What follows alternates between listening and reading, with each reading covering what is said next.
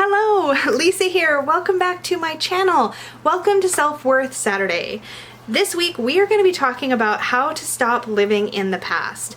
But before I dive in, just a quick rundown of SelfWorth Saturday. You will notice if you are watching this video when it first goes up on YouTube, usually on a Saturday morning Pacific time, that there is a live chat window either over here or down below where you can chit chat with other people here watching the video when it first goes up on YouTube. It's called a premiere. It's awesome. It lets us have an interactive discussion when this video first goes up. But if you missed that, don't sweat it. There's still a comments area down below where we can still have a conversation. Also, during this video, I like to sort of just chat about the topic. I usually prepare some notes ahead of time so I can hit some key points.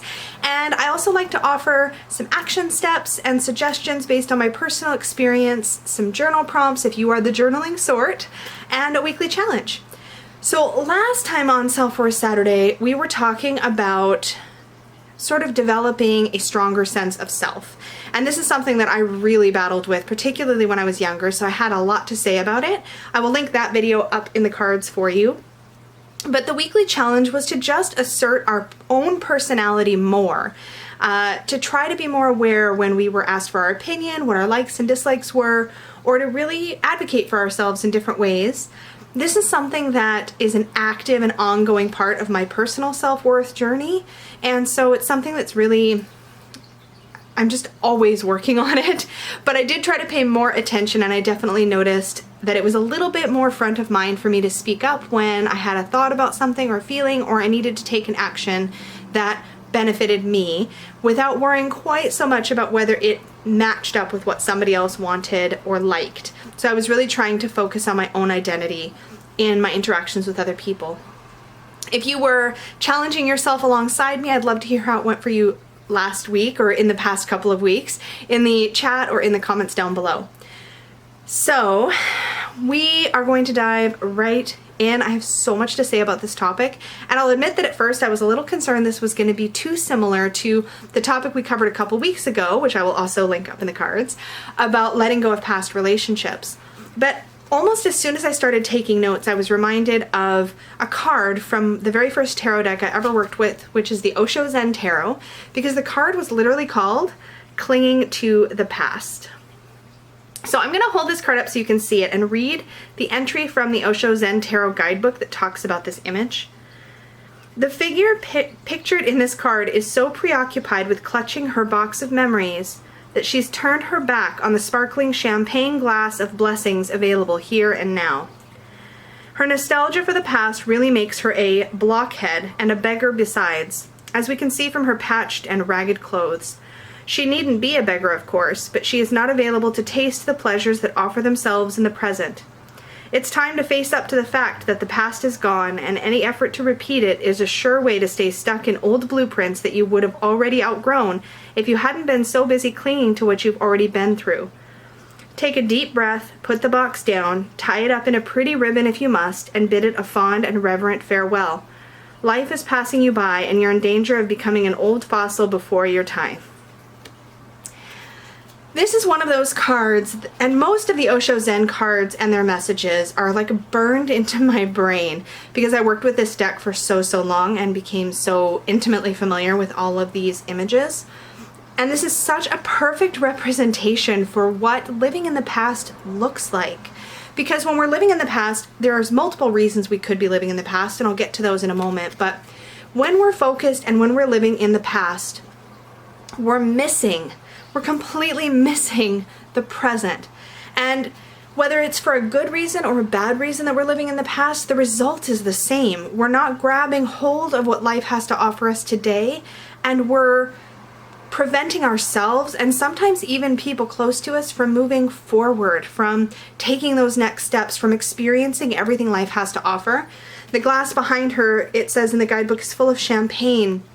And it's very Ace of Cups-y, that glass. And it reminds us of that cup is full. It's just out of view. And this is essentially the Five of Cups, if you were to compare this to the traditional Rider-Waite. And the Five of Cups in the tarot is very much that image about crying over spilled milk, or things that have already happened and are in the past and missing all that the present has to offer as well. So there's some beautiful correlation. The Osho Zen Tarot does follow Rider-Waite-Smith, I think, pretty well, but this image is so perfect. And as soon as this popped into my head, I was like, this is what we're talking about. So let's talk about a few different ways that we can get stuck in the past. One of those is escapism.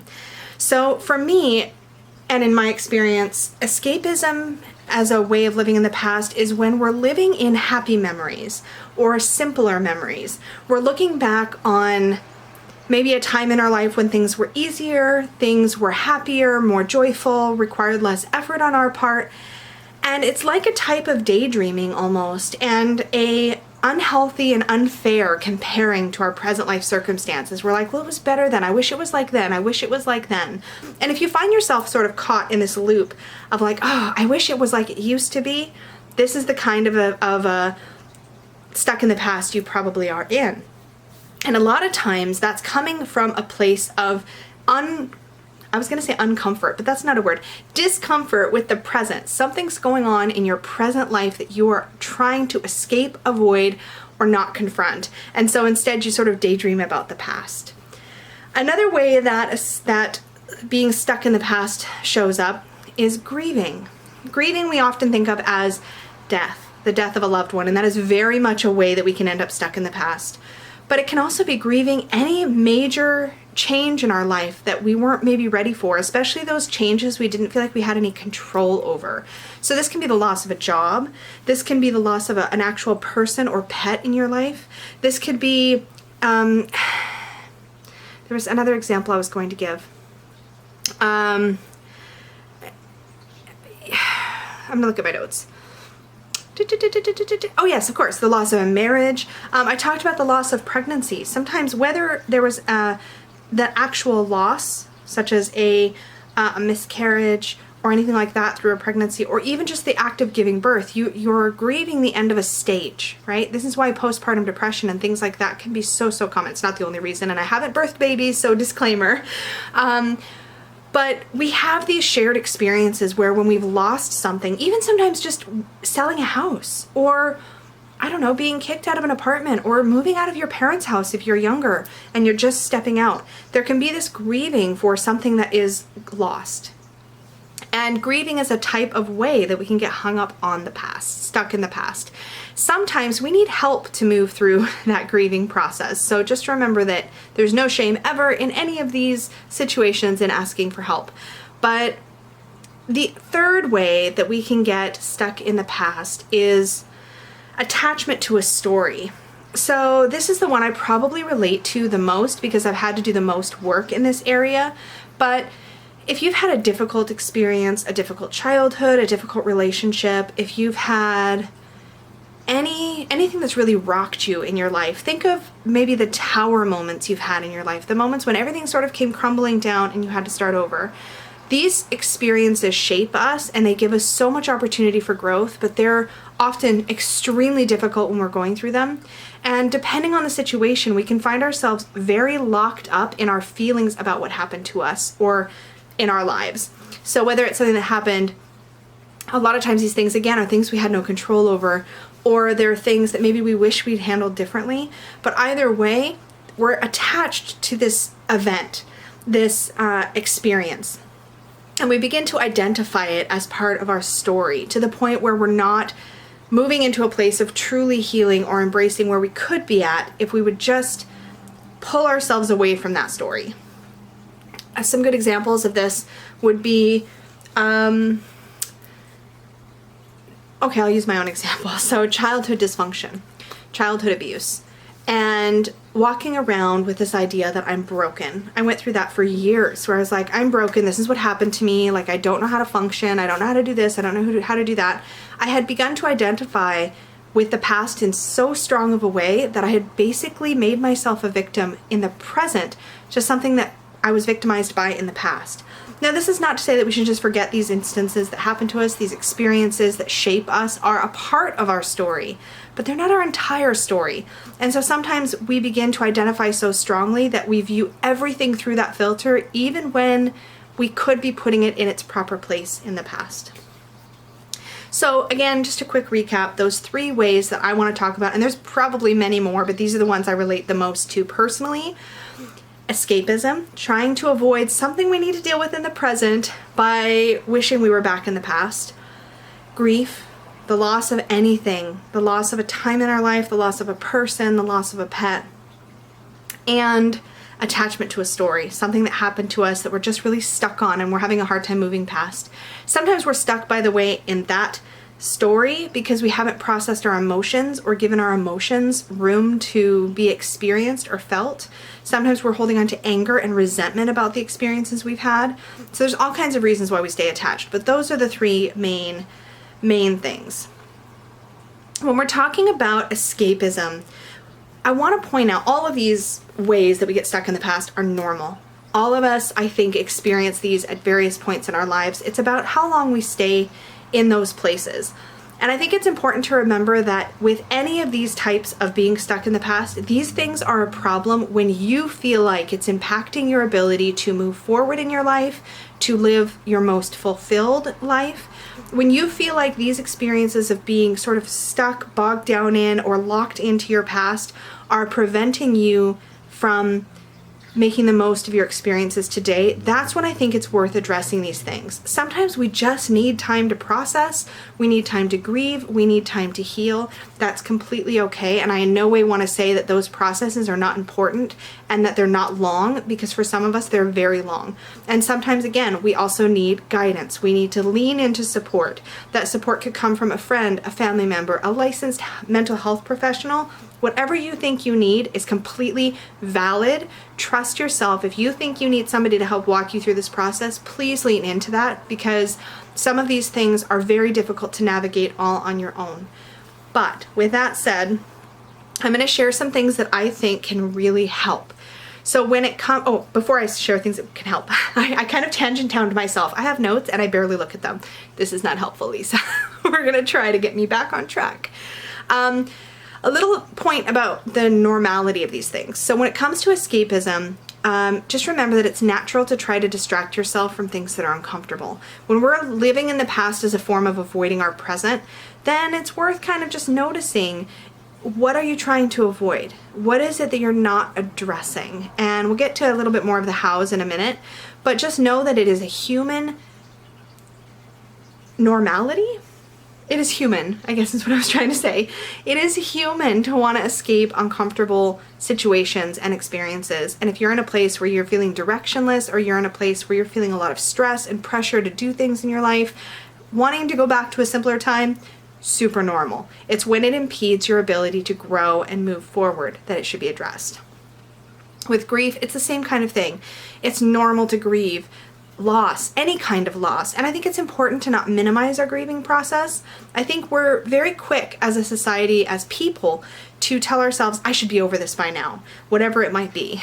And I think it's important to remember that everybody grieves differently, and grief applies to more than just death. But even with death, we can tell ourselves, well, my grief should look like this, it should feel like this, or this is the stage I should be at. And just know that wherever you're at, it's normal. It's just about recognizing when you need to take some sort of action so that you can break loose a bit. When it comes to attachment to the story, these things can be horrible past job experiences, they could be horrible relationships, they could be traumatic experiences. For me, again, as I mentioned, this was like me identifying as being broken and over-identifying with my childhood to the point where I couldn't embrace my present or really see the way forward. And that's when I knew I needed to do something to break loose. So when we're talking about how, I have a few things that I think could be helpful. There's really just 3 I'm going to talk about, because the third one I'm going to spend probably a fair amount of time talking about. Actually, I might talk about all 3 quite a bit. We'll see how I do on time. I'm like halfway through. I feel like I'm okay, but we'll see. So the first one is a mindfulness practice, and I am going to invite you guys to do this with me. I know, not all of us want to do group activities, but just humor me.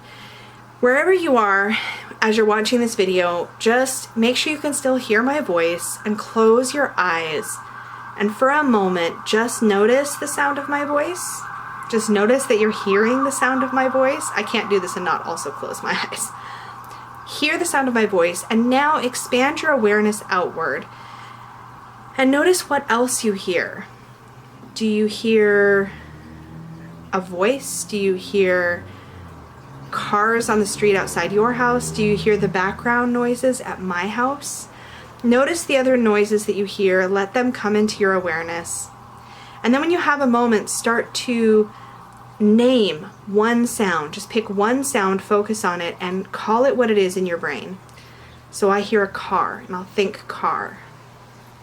And after you've named that sound, move your awareness to another sound. And then name that sound in your mind. And just like a butterfly moving from flower to flower, move from sound to sound and notice everything you hear individually. Even if you don't know what it is, just name it. And then bring your attention back to you and your body and notice that you're breathing. Doesn't matter how you're breathing, just notice that you are breathing. And then notice, are you inhaling right now or are you exhaling right now?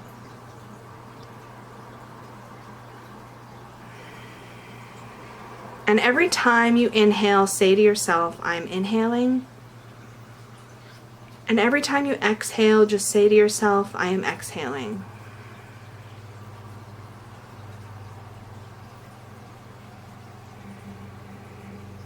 And then when you're ready, just flutter your eyes open and come back into the room. Simple mindfulness exercise. I know it seems even perhaps a little woo or a little oversimple, but what we just did by tuning into the sounds around us and by noticing our breath is we brought our brain right into the present moment.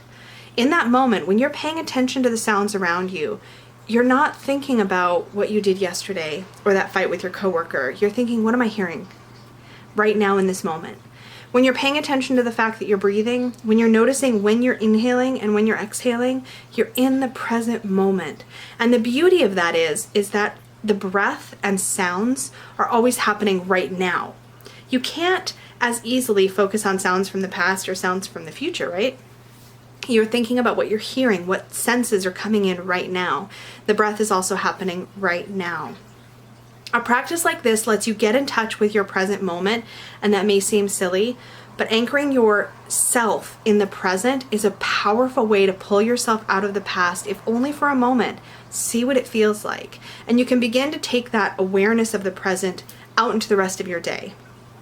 I'm a huge fan, proponent, I don't know what word I'm looking for.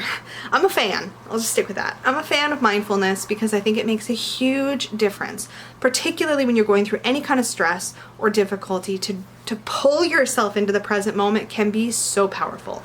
Now I'm getting repetitive, so I'm gonna move on. But mindfulness is the first thing you can do. And doing that on a regular basis can start to teach your brain and yourself how to come back to present moment. The next thing that I would suggest if you are feeling very stuck in your past is a self-care practice. When we're stuck in the past, we're often shifting responsibility for us feeling better or worse or bad or whatever onto, pardon my nosy itch, my itchy nose. We're shifting that responsibility outside of ourselves. We're looking for a circumstance to change that will make us feel better, or we're trying to move through some sort of experience, right? This is especially helpful if you're doing the escapism form of being stuck in the past, because self-care is a way for you to prioritize yourself right now. And this can look like anything. Self-care we often think of in the stereotypical ways of, like, I don't know, buying yourself something nice or taking a bubble bath or whatever it might be. But self-care can be as simple as taking care of a chore you've been putting off because you've been so busy worrying about everything else going on in your life. It can be making a phone call. It can be paying a bill. It can also be taking yourself out to a movie or taking that bubble bath or booking a massage if you have the resources to do that. It could be anything that makes you feel like you are prioritizing yourself in the present because that will anchor your attention and your awareness on what you deserve today. A lot of times when we're stuck in the past, it's because things happened to us that we didn't deserve, or because we're avoiding our responsibilities of the present. There's two different sort of ways that can go, and either way, doing something nice for yourself, prioritizing yourself in the present, can re-anchor yourself today. This third one is something I'm really passionate about, and particularly if you have any inclination towards symbology and ritual, this one will be extremely potent and powerful. Even if you've never done a ritual before, you can do a simplified version of what I'm about to talk about, but a closure ritual. We talked about in the Releasing Past Relationships, the idea of giving yourself your own closure. Oh my gosh, my nose, I'm sorry. It's really obnoxious watching me. I'm just gonna give it a good itch, and we're gonna hope it gets better, and I'm gonna have a sip of water. I did a very powerful closure ritual in about 2007, I think, that culminated in a tattoo that's on my upper back. And if I think about it, I will try to remember to post a picture of that tattoo in the Supportive Tarot Facebook group to show you guys. But essentially, I planned, this ritual took several weeks. I'm going to tell you what the components are and then how I did mine and why it was so powerful. And I'm already at 21 minutes, so we'll see how I do. But here's the basic elements. To do a closure ritual, you need to create a physical representation of what you are releasing, so what you represent the past with. And you'll also need something that's going to represent your present and your future. And when I was creating this, there was a couple things that I wanted to consider, but again, I'll get into that in a second. I don't want to bog it up with my details yet. Something that you can represent the past with can be as simple as writing the name of a person on a piece of paper. Whatever physical representation you choose for the past, make sure it's something that you can dispose of by burning, if that's safe to do. Practice fire safety, everybody. By flushing, or any other responsible disposal method that is appropriate for where you live and what you have access to. I like to use paper. That is my favorite way of crafting something that I can easily dispose of. Once you've created this representation, and when I say representation, if you're using paper, here's the easiest thing to do, but again, remember, I like to write things. But you can write a letter to the person that you're trying to release, especially if this is a grieving process, a grieving of a past relationship or the loss of a loved one. Writing something down can be really, really powerful. If you are letting go of a relationship that no longer serves you, you can write out all of your feelings about why. You can express it any way you want to and as bluntly as you want to. But again, for some, you may just want to write somebody's name down. Maybe you're releasing an event that happened to you, and then maybe you could write the name of that event, how you would title it, or you could write details about that event or your emotions about that event that you want to be able to let go of. If you're reminiscing over past memories, you can write a thank you letter to that positive time in your life. Thank you to 7-year-old me for teaching me what it was like to experience joy and lightheartedness. So there's ways to do this as either a purging of negative emotions or gratitude for positive experiences. And either way, you can still consciously release it so that it won't pull you in so much. So for me, what I did for my massive closure ritual is I wrote letters. And I wrote letters to many different people in my life that I was consciously releasing either the person themselves or the version of the relationship that I had with that person at that time. So this is what I'm not okay with. This is what I'm releasing. This is what I'm letting go. And I wrote a letter for every single one. And I think I wrote 8 or 9 letters. When I was done, I set those letters aside, and that was my physical representation of the past. Next, you want a physical representation of the future. Now, if like me, you're writing driven, you could write fresh letters. Letters to yourself in the present and the future about what you will and won't accept in your life, how you'll establish your boundaries, how you'll take care of yourself. Or this could be something more tangible. You could take a bracelet like one of these gemstone bracelets, and this can be your representation of the present and the future. I love the idea, whether you write letters or you do something in writing for your present, future, or not, to have some small item that you can either wear, touch, or hold. So a small crystal, a pendant, a ring, a coin that you could put in your pocket, anything that you could charge with your intention for your present and your intention for your future. Because this ritual is about releasing the past and embracing the future. So you want representations for both. If you're feeling especially bogged down, one wonderful visualization that you can do or tool that you can use is also to have a piece of string or a piece of ribbon. And you can, for example, with the letters, let's use my example. Stack of letters, roll them up, tie them up with a string, and tie that string to the representation of the future. Let's say it's this bracelet. It's not, but let's say it is. Tie it to the bracelet. During your ritual, you can think about the past, think about what you're letting go of, think about the ways that it's held you back, and then you can consciously and with intention cut that cord between the past and the present. And when you cut that cord, you're consciously making a decision to step away from that past, to move consciously into your future. And the next part of your ritual will be to dispose of your past. I love burning things in my cauldron. That is what I do. When I did this ritual, I had Peggy there and I had one of our sons there, and we were in circle together, and I burned those letters. Once those are done and you know they're completely disintegrated, or if you've just taken a piece of toilet paper and written something down, you can flush it. There's all kinds of ways you can do this. But once that is consciously released, your next part of your ritual is to put all of your intention into that token or that item that's going to represent your present and your future. All of that intention for how you want to feel free to move forward in your life, how you want to feel free to embrace your present and embrace your future. And you can charge this item or token with that intention, even if it's just holding it in your hands and meditating on the idea of what your life would look like if you were free of your past. And holding that very close to you while you hold this item is all you need to do. It doesn't have to be anything fancy.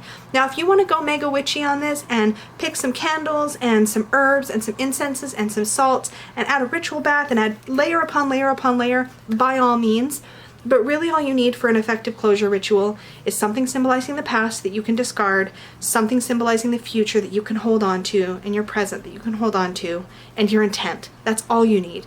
Everything else is just flavor and extra oomph, right? But this was really powerful for me, and when I finished my closure ritual, I got a tattoo, and the tattoo has a butterfly for each one of those letters that I wrote and released, because my closure ritual was about consciously releasing the old and embracing the new, and the new was about what I would and wouldn't stand for in my life. The new was about how those relationships would look in the present and the future if they were to exist at all. It was me making the rules for what my life was going to look like moving forward, and it was the most powerful ritual I've ever done in my entire life, hands down. I think that it's really potent when you consciously take charge of your life, when you consciously choose, I don't have to let the past bog me down. And again, please know that if you're struggling with this, you don't have to do this all on your own. You can definitely get help. For some, it may take months and months of therapy and support to get to a place where you're ready to really consciously step forward and step out of the story of your past. But just know that however long it takes, it's a process, and your process will be unique to you, but it's worth doing, particularly if you're feeling stuck. And really, the title of this topic was how to unstick yourself from the past. That wasn't the actual title, but that just popped into my head. But that's the idea. So that was a lot, and I hope that it is helpful to you. I hope that it serves your highest good. Here are a few journal prompts if you want to dive into this topic in writing for yourself. You can also use these as sort of meditation prompts, I suppose. So the first one is, what are you clinging to and why? Is it escapism? Is it grief? Are you identifying with a story, or is it something else? Number 2, in what way is fear playing a role in your inability to let go? 3, what tangible action could you take to embrace your present and lean into dreaming about the future? Finally, our challenge, as I get out our oracle deck, I gotta say that, oracle deck. I'm going to be doing our reading with the Roots and Wings Oracle. As I shuffle this deck, let me tell you what our weekly challenge is going to be. If you've been struggling with living in the past, then this week, I challenge you to 3 minutes of mindfulness every single day for the next week. That's 3 minutes of what we did right here on the channel, which means that if all you do is like bookmark the link to this video, and you can even hit, if you hit the share button down below, you can hit copy link, and underneath that you can check a box and actually copy a link that has the time for when the meditation portion started. I'm just saying, it's an option. My camera was like, you've been recording long enough. That's how I know I've gone over my time. I was talking about the challenge, so let me get back to it. Mindfulness once a day for the next week. It doesn't have to be for long. Set a kitchen timer or set your phone to a timer for 3 minutes. 3 minutes, just focus on your breath. 3 minutes, focus on the sounds in the room. One or the other or both, like we did together, whatever works. But give yourself that opportunity to anchor into the present and see how that feels for a week. You might find that it's a practice you decide you want to stick with, or you might be like, nah, not for me. But that's the challenge.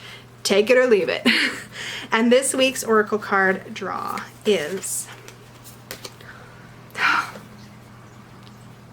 Wish.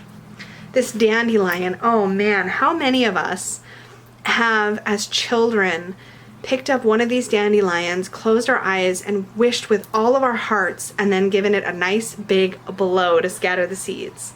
How perfect is this for a topic about living in the past? This is what we're robbing ourselves of. When we're so hung up in the past, we can't even have the space and the time to dream about the future, and that is the whole point of living. We want to be able to have hope for the future. We want to dream. We want to lean into what's possible, not what's been. And so when you feel stuck, when you feel like you're really mired down by the past, good or bad, just remember to make just a little bit of space, just a little bit of space to wish and dream about the future. And remember, as always, repeat to yourself as often as possible, I am worthy and I am unafraid. Thank you so much for hanging out with me this week. If you are hanging around right around when this video goes up, then we will have a live chat with Peggy and we'll chat more about this topic there. And we can talk about other ways that we can leave the past in the past. Until then, I'll see you later, guys. Bye!